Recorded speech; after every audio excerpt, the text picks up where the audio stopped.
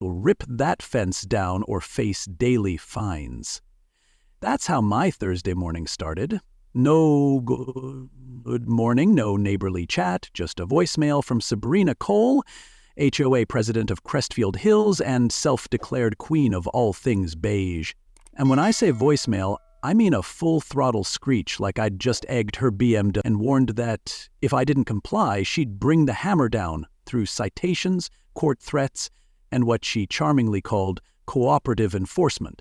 One problem: my ranch isn't part of her HOA. It never was, never will be, and sits a clean half-mile outside their marble sign and picket fence fantasy land. But try telling that to a woman who treats a clipboard like it's the Constitution. That same afternoon, 2 patrol cars showed up at my gate, lights spinning like I was cooking moonshine and selling secrets to the Russians. Trespassing, they said. I laughed so hard I had to sit down. On my own land? I asked. Should I charge myself rent next? Leave a comment and tell us where you're tuning in from, especially if your HOA's got a little crazy in the sauce, too. If you love wild stories with real grit, sharp turns, and just enough HOA drama to raise your blood pressure, hit that subscribe button. Tomorrow's story, let's just say it makes this one look like a warm-up. You do not want to miss what's coming next. Now, I'm not new to HOA drama. My buddy Travis once got fined for hanging a bird feeder too whimsical in shape, but this was something else. This was empire building. Sabrina wasn't protecting the peace. She was auditioning for Napoleon in yoga pants. I called up the attic ladder and pulled down my grandfather's land box. He'd passed 12 years ago, but that box held every yellow deed, boundary map, and survey line like it was the Dead Sea Scrolls of property law. And right there, in bold black ink from 1979, it showed what I already knew. My 5 acres, bought outright by Grandpa Miles, sat well beyond Crestfield's reach. My favorite note? A margin scribble in his hand that read, "This land ain't theirs, never will be." It felt less like a memo and more like a prophecy. The fence in question had been up for decades. It's not pretty, but it works. Wood posts, wire mesh, and a stubborn streak passed down from Grandpa. It leans a bit in the northeast corner, just like Uncle Ray, after 2 bourbons. But ugly don't make it illegal. I called Sabrina's office just for kicks. Her assistant, some poor soul named Marlene, gave me the usual HOA line. We reserve the right to notify landowners adjacent to the community if visual elements negatively impact property value. I told her my horse Whiskey found the fence charming, and that he was willing to testify. Dead silence on the other end, followed by a polite hang-up. 2 hours later, I got a certified letter from the Crestfield HOA with a 7-day compliance window. I hadn't even had lunch. Now, in case you're wondering, yes, I drove straight to their HOA headquarters. It's a glass-fronted monstrosity that looks like a spa for spreadsheets. Inside, Sabrina was parked behind her desk like a Bond villain, all sharp lines and tighter lips. I handed her a copy of the land survey, pointed to the boundary, and said, "Unless y'all annexed my land in secret, I think you're out of bounds." She didn't flinch, didn't even look at the paper, just leaned back, arched one Botoxed eyebrow, and said, "Colton, the community has evolving needs. Sometimes lines need to evolve with them." I told her, lines don't evolve.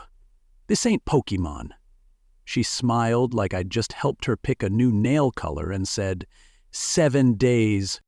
I drove home with the windows down and the rage blowing through like a prairie wind, and sitting on my porch, tossing hay to Whiskey, I thought about how fast a quiet life can turn into a courtroom soap opera. Sabrina thinks she's playing chess, but this ain't her board.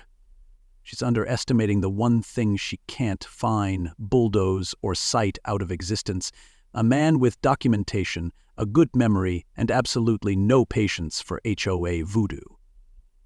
I knew then that this wasn't going to be a misunderstanding resolved with tea and muffins. This was a land grab in slow motion. And I don't lose ground, not without a fight. So I did what Grandpa would have done. I folded up that deed, stuck it in my shirt pocket like a loaded pistol, and waited. Because the next move was hers. And trust me, she was about to make a big, stupid one. I've seen some odd buildings in my life. a gas station that doubled as a bait shop, a courthouse built like a Pizza Hut, but nothing quite like the Crestfield Hills HOA headquarters. Imagine if a bank married a country club and their spoiled child grew up to be a self-important tyrant with a landscaping addiction. That was this place. It had pillars, fountains, even valet parking, which I assume was for golf carts and people named Tad. I walked in wearing jeans and a mechanic's shirt, grease still under my nails. I wasn't trying to impress anyone. I just wanted to hand these people my property survey and end this circus. But from the second I stepped inside, I knew they didn't operate on facts.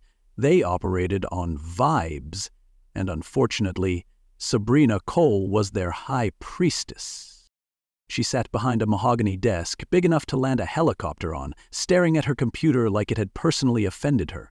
Mid-50s, blonde highlights pulled tighter than a drumhead, and a blazer so sharp I wouldn't be surprised if it came with a concealed blade.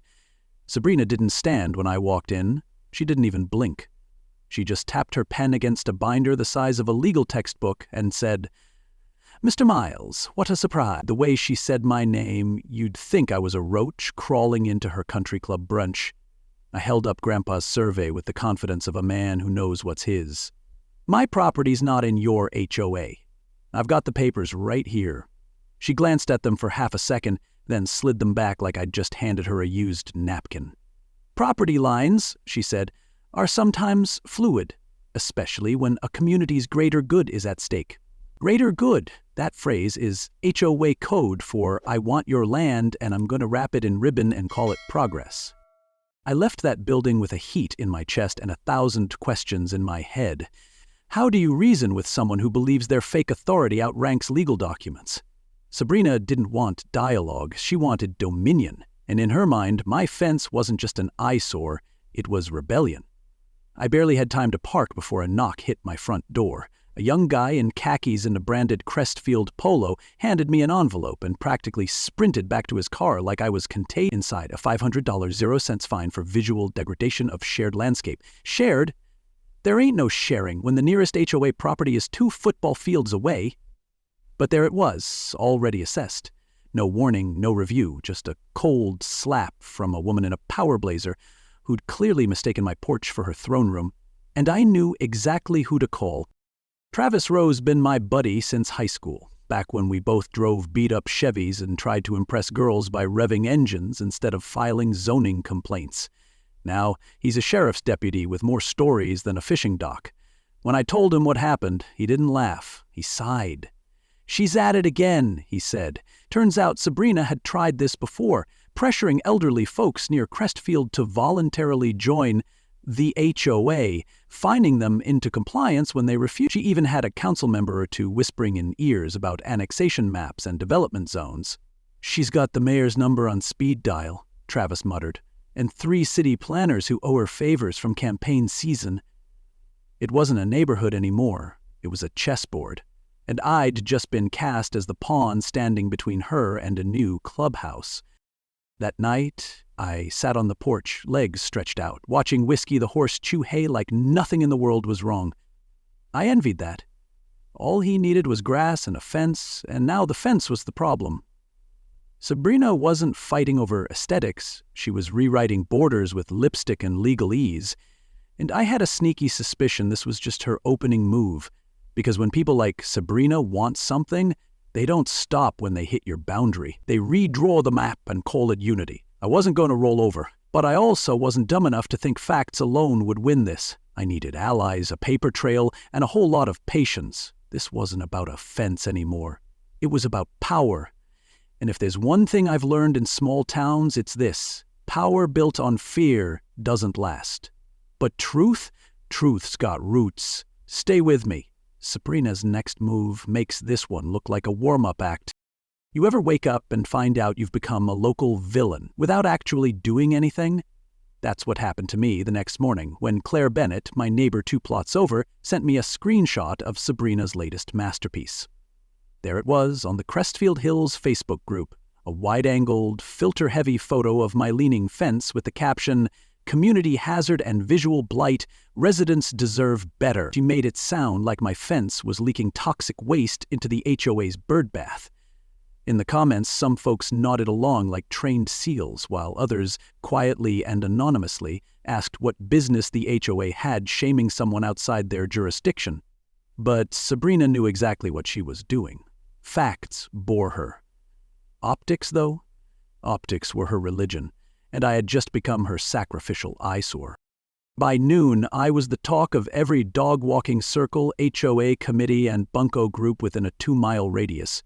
It's funny how fast a man can go from quiet ranch guy to rural threat to civilization just because his fence isn't Crestfield beige.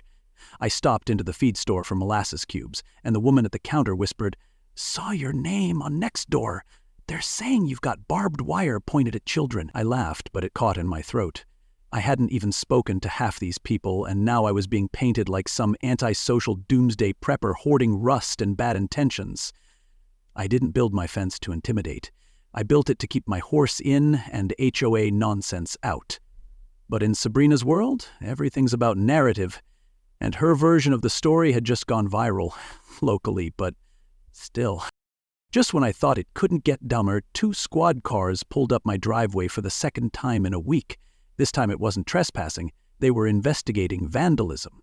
Apparently, someone had damaged the Crestfield irrigation system near their welcome sign, and one of the anonymous witnesses claimed they saw a man matching my description lurking near the pipes the night before. Now, I know I've got a memorable face, beard like an oil stain and eyebrows that refuse to cooperate, but I hadn't been anywhere near Crestfield in over a month.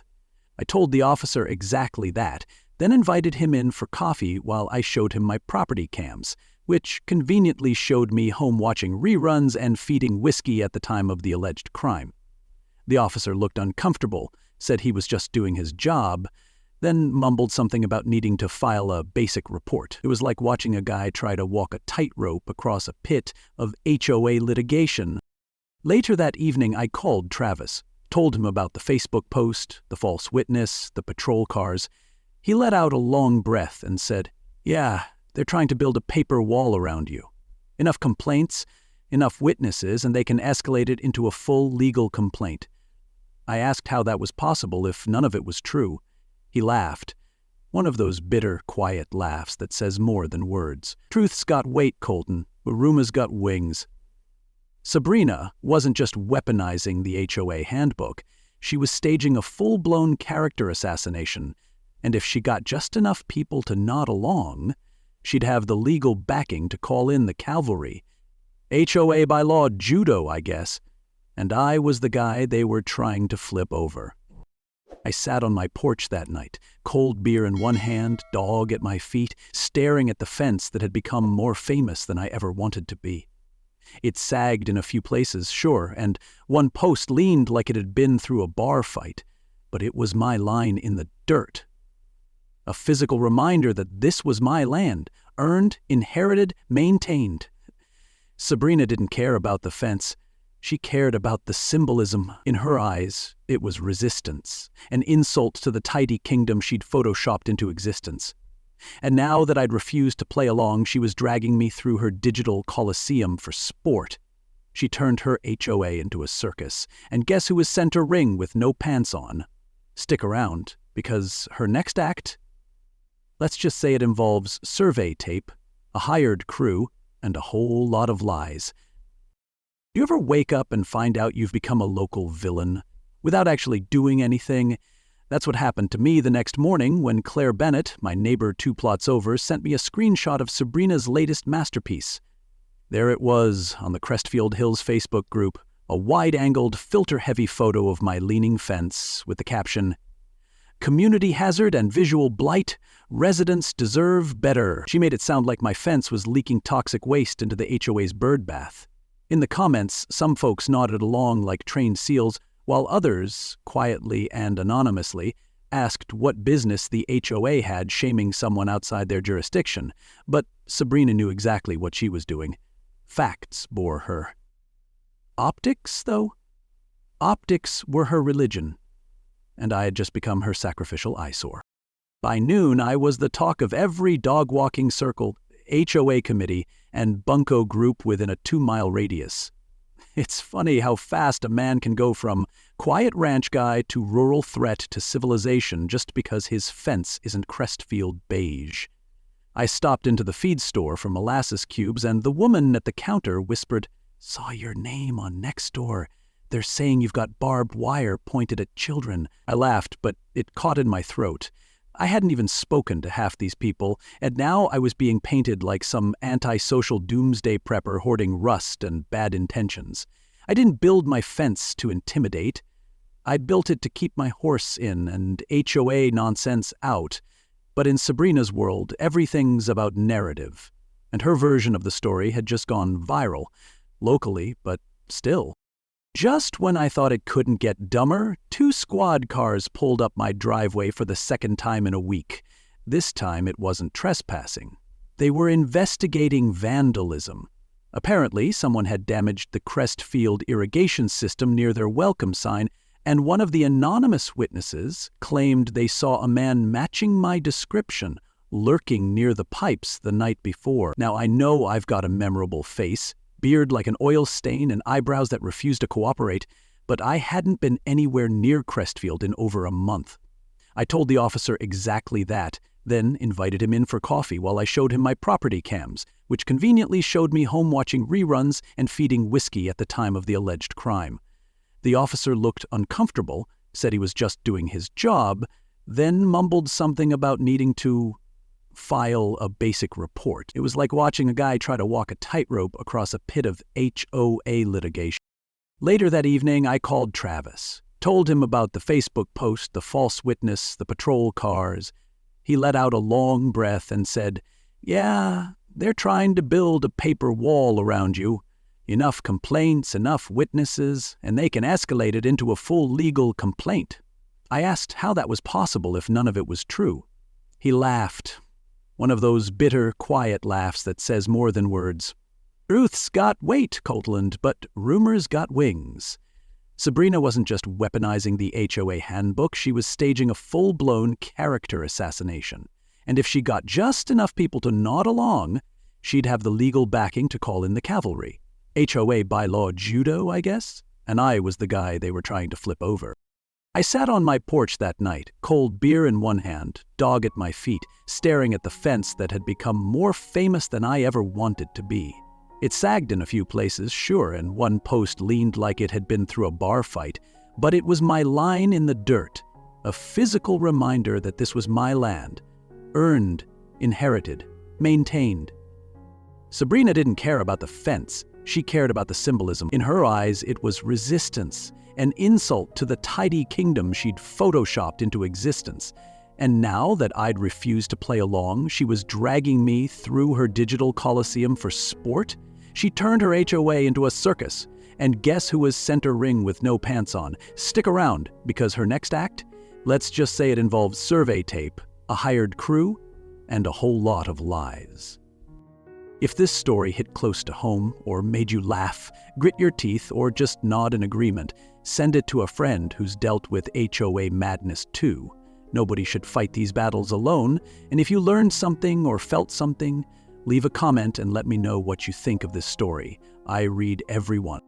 I knew something was off the second I saw them pull up. 3 trucks, all white, all shiny, all looking like they'd just been detailed for a real estate photo shoot. Out jumped a crew in hard hats and boots too clean to trust, like they'd just bought the outfits that morning. One of them had a clipboard, another had a drone, and the guy in charge strutted around with the kind of swagger that says, "I've done this before, and not legally." Sabrina had hired herself a survey crew, and, surprise, surprise, they weren't there to find the truth. They were there to move it. They staked out the eastern edge of my property with such dramatic flair you'd think they were breaking ground on the Pentagon. And when I asked what exactly they were measuring, clipboard guy raised his palm like he was Moses and I was the Red Sea. "This is an official HOA-commissioned survey," he said. "Any interference will be documented." The way he said documented made it sound like I'd be locked in a dungeon for touching a tape measure. I stayed calm, but I could feel it. That line was about to shift, and not in my favor. By mid-afternoon, they had their fake map done, and wouldn't you know it, according to their calculations, my fence was encroaching by just under half an acre, not on Sabrina's land, on Crestfield Common Space, which, of course, didn't exist until yesterday's HOA fantasy meeting. But the real kicker? Their map showed my eastern fence line cutting right through the middle of my workshop. I mean, not even creatively, just a straight shot through sawdust and socket wrenches like the building didn't exist. I started pacing the property, frustration tightening in my chest when I noticed something odd near the old oak tree Grandpa used to call the edge of the world. A stake. Not one of the new ones they planted today. This one was old, wooden, and weathered, with the initials RCM carved into the grain. Robert Clarence Miles, my grandfather. I knelt beside it, brushed the dirt off, and noticed something else. Fresh tool marks around the base. Someone had moved it. Not recently, but not long ago either.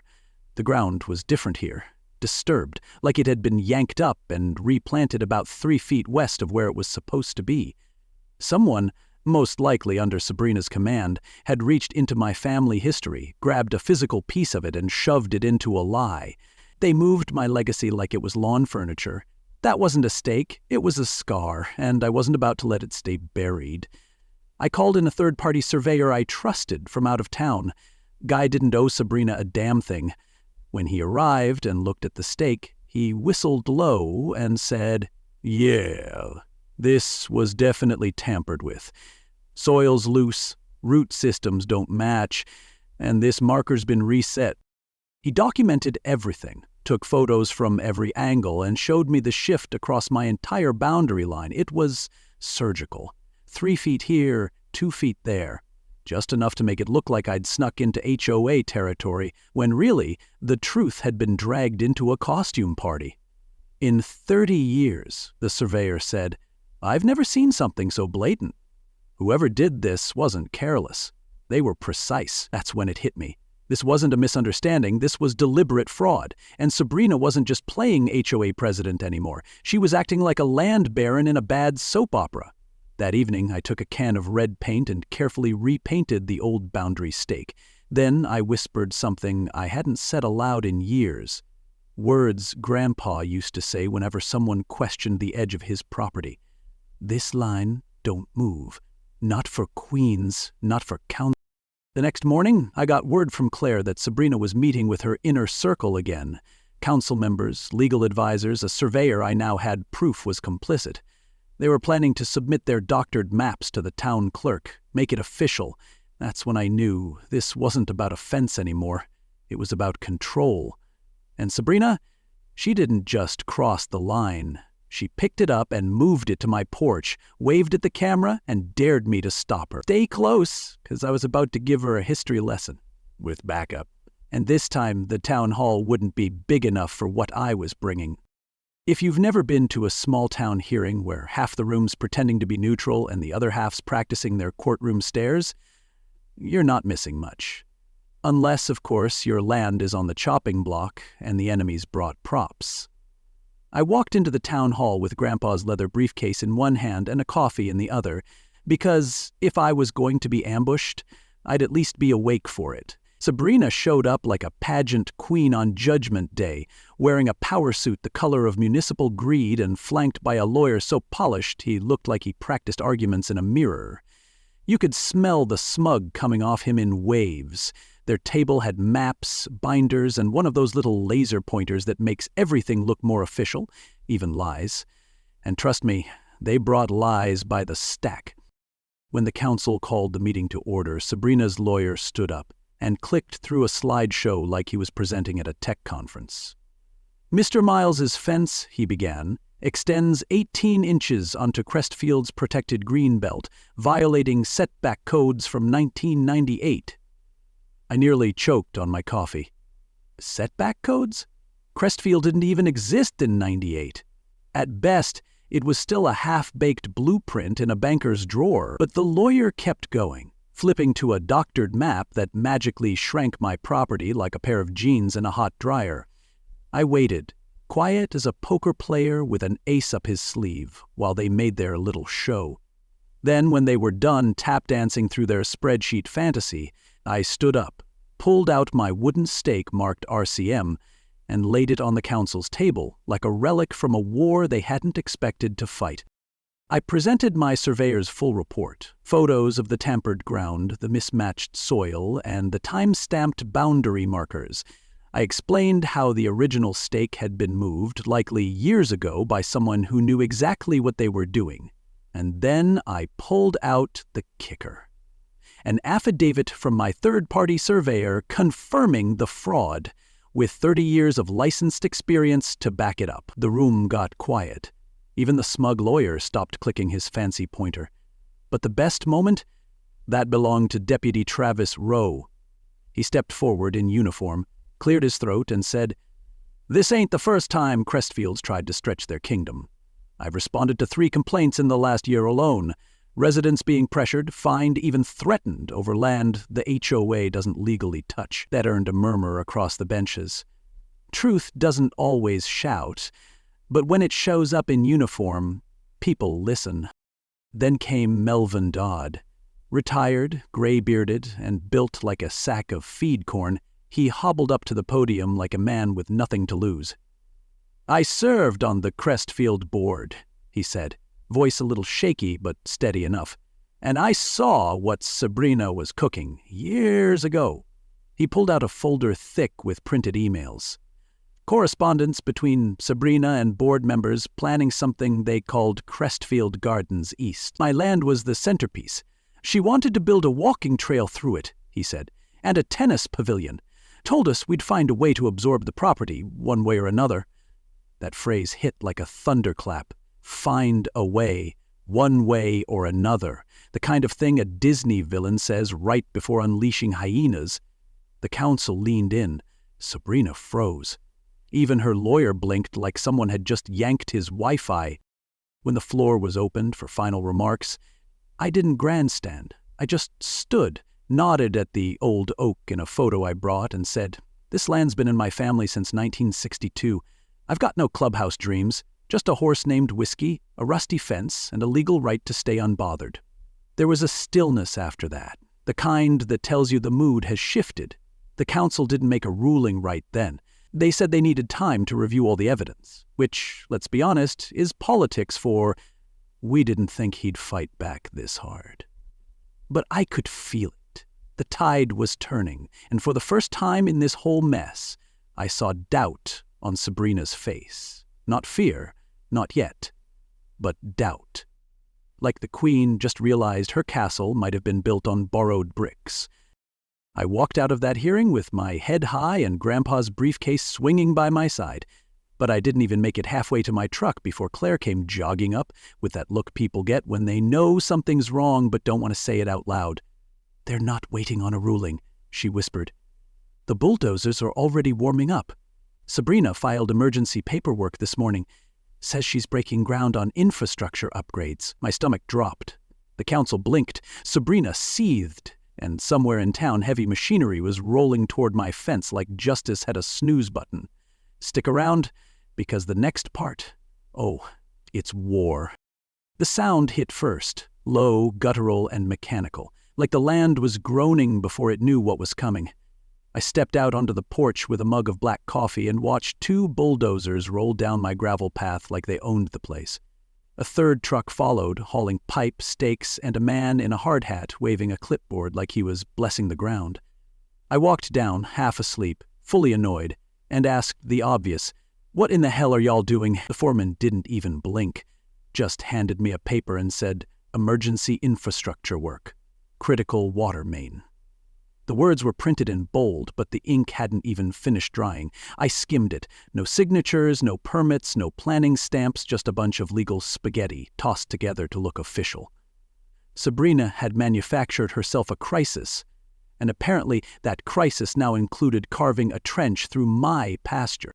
The dozers wasted no time. By noon, they'd chewed up a 30-foot swath of land Grandpa once called God's front yard. It wasn't just grass. That was the last patch of hay he ever seeded before his arthritis kicked in. And now it was mud My horse Whiskey stood at the edge of the mess, ears pinned back like even he knew something foul was happening. I made calls to every office that might give a damn. The zoning board, county clerk, emergency management committee. But all I got were voicemails, excuses, and one very nervous assistant who whispered, "There was a special meeting, but only certain people were notified." Right. Certain people. Like the ones who sit on Sabrina's Christmas card list. She hadn't waited for a ruling. She'd jumped the gun, then asked the town to hold it for her. That night, I sat in the barn trying to figure out how many laws had just been trampled. Claire stormed in, holding her phone like it was a court summons. "Found it," she said, and showed me a Facebook post from 3 years ago. There was Sabrina, smiling over champagne with two of the same surveyors from my case. The caption read, "Sometimes you have to play dirty to build something beautiful." In the comments, someone joked about property lines being just suggestions, and Sabrina replied, "Not if you've got the right people on your side." It was all there. Arrogance in writing, the kind of arrogance that forgets the internet never forgets. We screenshotted everything, because you don't just find a smoking gun, you frame it. That's when Henry Dodd, the former HOA board member, chimed in with another present. Turns out, Sabrina had been quietly moving HOA funds into a community improvement sub-account, one that didn't require full board approval. On paper, it looked like landscaping and sidewalk repairs. In practice, it was paying for bulldozers, survey fraud, and what I now called the Pipe Dream Project. We cross-referenced the payment dates with her email threads and bingo. Every time a resident got fined for a minor violation, funds magically flowed into her slush account. She called it a water main. I call it a pipe dream paved with lies. It was fraud with a foundation. And we finally had the bricks to build our case. But paperwork wasn't going to stop dozers. Not yet. The next morning, I watched another crew show up with tape measures and concrete forms. I stood my ground, documents in hand, and told them they were trespassing. The foreman shrugged. "We've got instructions to proceed unless we're stopped by a court order." And just like that, I realized I wasn't fighting over inches of fence anymore. I was fighting for the soul of this ranch. Sabrina had turned a personal grudge into a municipal charade, backed by money she stole and power nobody gave her. I'd spent 3 months defending a fence. Now I had to defend my entire ranch. Stick around, Sahor, because next time we take this fight straight to the courthouse. And the cameras. You ever see a woman's entire kingdom collapse while she's still wearing the crown? That was Sabrina Cole at the final emergency hearing. She strutted into the town hall like she was there to cut a ribbon, not explain a demolition. Her lawyer followed close behind, lips tight, clutching a folder like it was a life raft. The council chamber was packed. Reporters in the back, angry residents lining the walls, and a whole lot of folks who used to smile when Sabrina passed, now pretending they didn't see her. I sat at the front table with Claire, Travis, Henry, and Sarah Miller, the quiet HOA ally turned whistleblower, each of us holding a piece of her empire's broken foundation. This wasn't just a hearing anymore. It was I started by submitting everything: fraudulent invoices, payment trails, the original land surveys, before and after photos of the boundary stakes, and copies of Facebook posts where Sabrina practically confessed her schemes with emojis. Henry followed with the good stuff, spreadsheets showing how HOA dues were siphoned into her emergency infrastructure fund, which, shocker, she controlled without board oversight. He passed around ledgers marked with yellow tabs and red flags like we were hosting a financial crime parade. Then Travis took the mic, reading out the names of 3 residents who'd filed quiet complaints over the last year, each intimidated, each threatened with bogus fines. "Fear doesn't make good neighbors," he said. "It just makes silence." But the moment that cracked, the room came from Sarah. She stood up slowly, nerves in her throat, papers in her hands. "I was scared of Sabrina," she said. "We all were. She said if I didn't back her at the last hearing, she'd have inspectors condemn my patio and bankrupt me with citations." Her voice shook, but didn't break. She held up a printed email where Sabrina outlined the emergency dozer plan 2 weeks before the town declared any emergency. She planned it, paid for it, and knew it wasn't legal. Half the council leaned in at that. The other half leaned back, like they didn't want the fallout to splash their shoes. Then the door at the back opened. 2 state officials walked in with suits, briefcases, and a very real-looking warrant. One read aloud as the other approached Sabrina. "Margaret Cole, we have a warrant to search your home and HOA offices regarding suspected misuse of funds, zoning fraud, and criminal conspiracy." Sabrina froze. Her mouth opened, but no words came out, just a kind of sputtering disbelief, like someone yanked the power cord from her confidence. Her lawyer stammered objections, but the council president waved him off. "We've seen enough," he said. "All permits and orders tied to the Crestfield Hills HOA are hereby suspended pending investigation." Sabrina's empire folded like a lawn chair in a windstorm. As they cuffed her and led her past the rows of stunned residents, I stood and said, "You called me a nobody, but I'm the nobody who stopped you." She didn't answer, just stared at me like she couldn't believe her castle of paperwork and paint samples had fallen to a mechanic with a fence and a stubborn streak. The cameras outside caught everything. Her being loaded into the cruiser, the council's ruling, even the moment one of the bulldozer operators stood up and said, "She paid us in cash, told us to start before permits were finalized so it'd look too late to stop." That's the thing about House of Cards, empires. They collapse quiet at first, then all at once. That night, the town issued a full rollback of the Crestfield expansion. My land was cleared, my fence recognized, and the bulldozers ordered off the property for good. Sabrina was removed from the HOA board and an interim committee took over while state auditors began combing through everything she touched. It should have felt like peace. It should have felt like victory.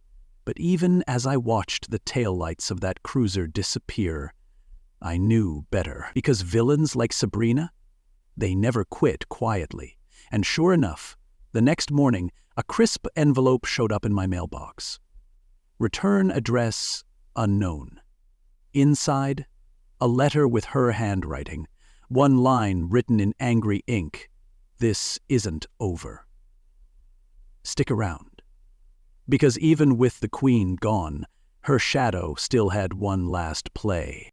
3 weeks after Sabrina got hauled out in cuffs, just when the dust had started settling and folks stopped clutching their HOA handbooks like prayer scrolls, a letter showed up in my mailbox. No return address, typed envelope, sealed tight like a court summons dipped in smug. I opened it slow, already bracing myself for some post-queen nonsense, and there it was. A cease and desist. Sabrina Cole, from wherever cave she was licking her wounds, was now claiming defamation, emotional distress, and damage to her professional reputation. Funny, coming from a woman who'd tried to bulldoze my pasture and declared me a community threat over a leaning fence. I read it out loud that night at our little ranch celebration, right there by the fire pit we built with leftover fence posts.